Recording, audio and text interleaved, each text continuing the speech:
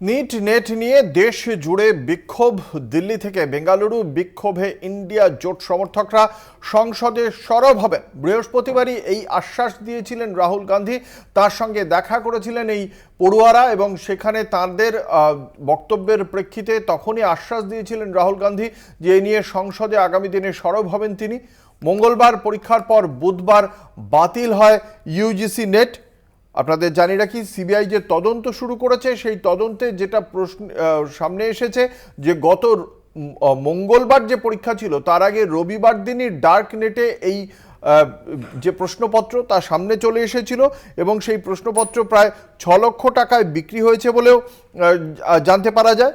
Dark ওয়েবে 6 লক্ষ টাকায় বিক্রি হয়ে যায় সেই প্রশ্নপত্র, এমনটাই জানতে পারা যাচ্ছে। এবং সিবিআই এর এই বক্তব্যের প্রেক্ষিতে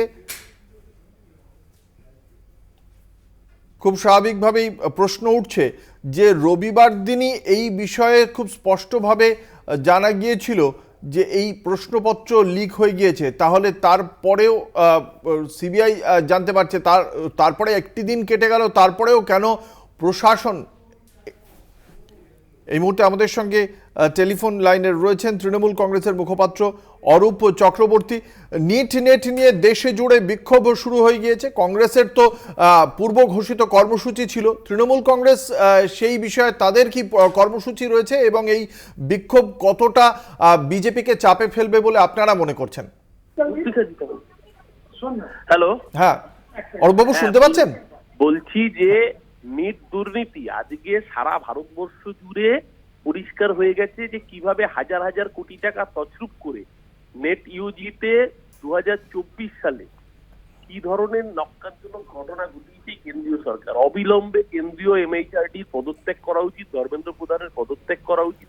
যারা এতদিন নিয়োগ দুর্নীতি নিয়ে বড় বড় জ্ঞানের বাণী শুনিয়েছেন, আমরা তো বলেছি যে অন্যায় হলে সব জায়গায় অন্যায়, যে অন্যায় করেছে সে জেলের পিছনে থাকবে। আজকে রাজ্যের বেলা এক নিয়ম, কেন্দ্রের বেলা এক নিয়ম, সেটা হতে পারে না। আর যে বিচারপতিকে মসিয়া বানিয়েছিলেন, ভগবানের ধর্মাবতার দশম অবতার বানিয়েছিলেন, সেই বিচারপতি চুপ কেন? ফেরে এই দূর কোথায় খুঁজে পাচ্ছেন তিনি? এখন কোথায় মাথা অব্দি পৌঁছতে হবে? শুধু নিচে থেমে থাকলে হবে না। সেই বড় বড় জ্ঞানের বাণী, সেই বড় বড় কোর্ট কাঁপানো ডায়লগ কোথায়?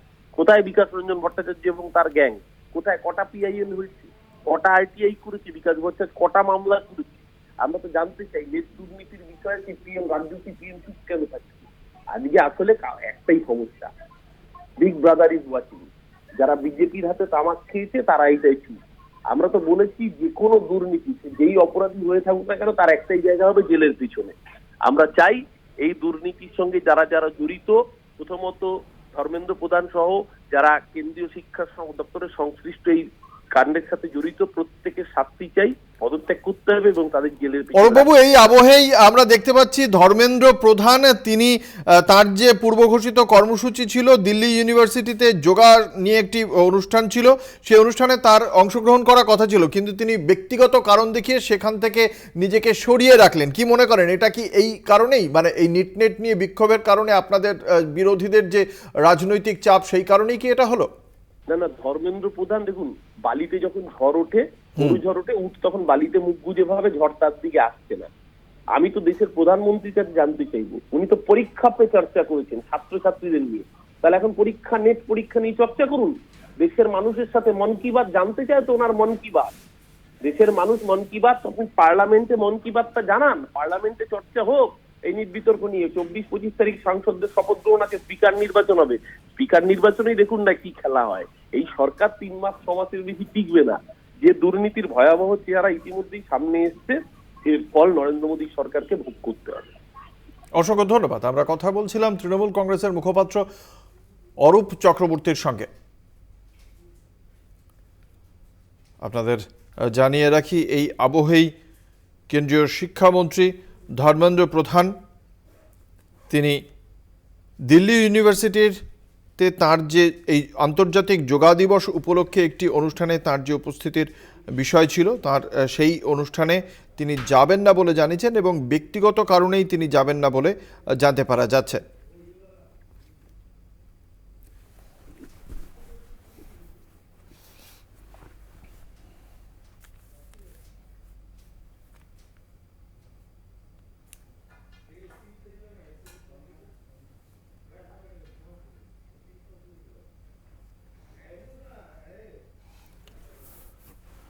মঙ্গলবার পরীক্ষার পর বুধবারই বাতিল হয়ে যায় ইউজিসি নেট নিয়ে দেশ জুড়ে বিক্ষোভ এবং সেই বিক্ষোভ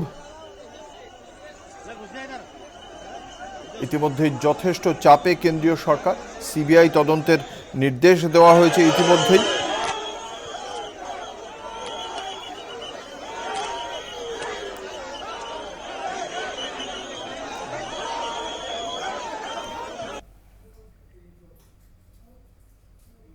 নিটের কাউন্সেলিংয়ে স্থগিতাদেশ দিল না সুপ্রিম কোর্ট। ন্যাশনাল টেস্টিং এজেন্সিকে নোটিশ জারির যে আর্জি তাও খারিজ হয়ে গিয়েছে। 8ই জুলাই একত্রে সমস্ত আর্জি শুনবে বলেই জানতে পারা যাচ্ছে। শীর্ষ আদালত সমস্ত আর্জি একসঙ্গে আগামী 8ই জুলাই শুনবে।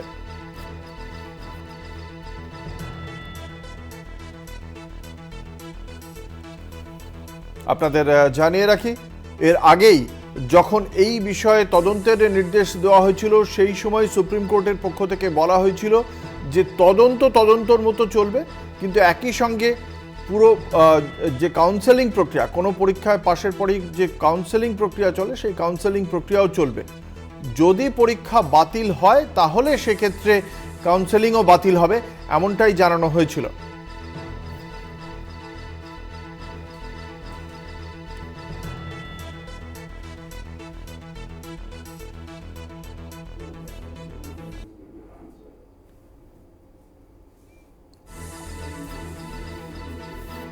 এই মুহূর্তে আমাদের সঙ্গে রয়েছেন আমাদের প্রতিনিধি পল্লব চট্টোপাধ্যায়। সুপ্রিম কোর্টের পক্ষ থেকে এ বিষয়ে ঠিক কি বলা হয়েছে?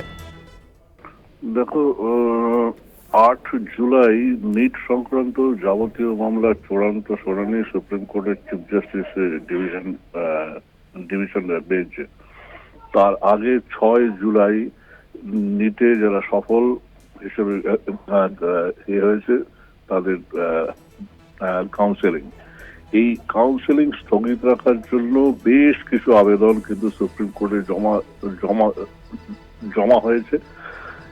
সেই আবেদনগুলোর প্রত্যুত্তরে সুপ্রিম কোর্টের অবকাশকালীন বেঞ্চ জানিয়েছে যে না, আপাতত কোনো কাউন্সিলিং এর উপরে স্থগিতাদেশ নয়।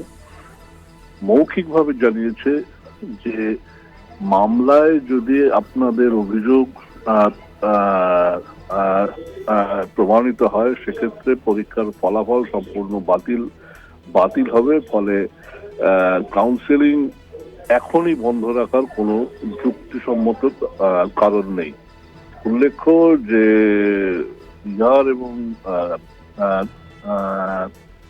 গুজরাট পুলিশ এই বিষয়ে যে তদন্ত চালাচ্ছে সেই তদন্ত রিপোর্ট ইতিমধ্যে কিন্তু সুপ্রিম কোর্টে চলে আসা কথা। ফলে 8ই জুলাইয়ের শুনানির দিকে কিন্তু সারা দেশের নজর থাকবে। একেবারে ধন্যবাদ। আমাদের সঙ্গে ছিলেন আমাদের প্রতিনিধি পল্লব চট্টোপাধ্যায়।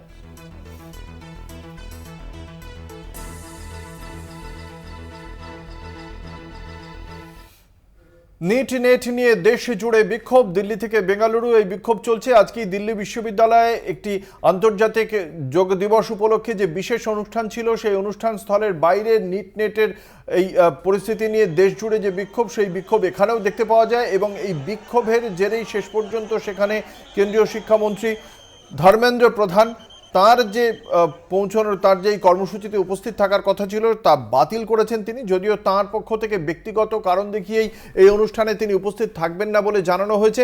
খুব স্বাভাবিকভাবেই এই বিক্ষোভের জেরে এবং এই ঘটনার জেরে শাসক দল ভারতীয় জনতা পার্টি এবং কেন্দ্রীয় সরকার যে যথেষ্ট অস্বস্তিতে তা খুব স্পষ্ট এবং এই বিষয়টিকেই হাতিয়ার করছে বিরোধীরা। কংগ্রেসের পক্ষ থেকে দেশ জুড়ে একাধিক কর্মসূচি নেওয়া হয়েছে এই ঘটনার প্রেক্ষিতে। বিভিন্ন রাজ্যে বিজেপি শাসিত কেন্দ্রীয় সরকারের বিরুদ্ধে বিক্ষোভ আন্দোলন চলছে এবং বিভিন্ন জায়গায় পড়ুয়ারাও কোনো সুনির্দিষ্ট রাজনৈতিক দলের ব্যানার বাদ দিয়েও এই ধরনের বিক্ষোভ আন্দোলন চলছে বিভিন্ন জায়গায়। আজ সকালেই দিল্লি বিশ্ববিদ্যালয়ের পক্ষ থেকে সেখানকার একজন কর্মকর্তা কর্তৃপক্ষের তরফ থেকে একজন আধিকারিক জানিয়েছেন যে এই যে যোগা দিবস সম্পর্কিত যে যোগ দিবস সম্পর্কিত যে অনুষ্ঠান হওয়ার কথা ছিল তা যে বাতিল হয়েছে, তারা সকালবেলা সেই বিষয়টি সম্পর্কে অবহিত হন এবং এই বিষয়টি এটি যে বাতিল করা হয়েছে সে সম্পর্কে নিরাপত্তার যারা দায়িত্বে ছিলেন বা পুলিশ তারাও কেউ জানতো না। হঠাৎ করেই এই সিদ্ধান্তটি জানতে পারা যায় এবং কেন্দ্রীয় শিক্ষামন্ত্রী ধর্মেন্দ্র প্রধানও যে উপস্থিত থাকছেন না ব্যক্তিগত কারণে, সেই বিষয়টিও তারা আজ সকালেই জানতে পারেন। গতকালই একটি সাংবাদিক সম্মেলন করে কেন্দ্রীয় শিক্ষামন্ত্রকের যুগ্ম সচিব ঘটনার যে কিছু গলদ ধরা পড়েছে, অনিয়ম হয়েছে তা স্বীকার করেছিলেন। পরবর্তীকালে তার কয়েক ঘন্টার মধ্যেই ফের সাংবাদিক সম্মেলন করেন সন্ধ্যে 7:30 নাগাদ কেন্দ্রীয় শিক্ষামন্ত্রী ধর্মেন্দ্র প্রধান এবং সেখানেই তিনি গোটা ঘটনার জন্য নৈতিক দায়িত্ব নিজের ওপর নেন।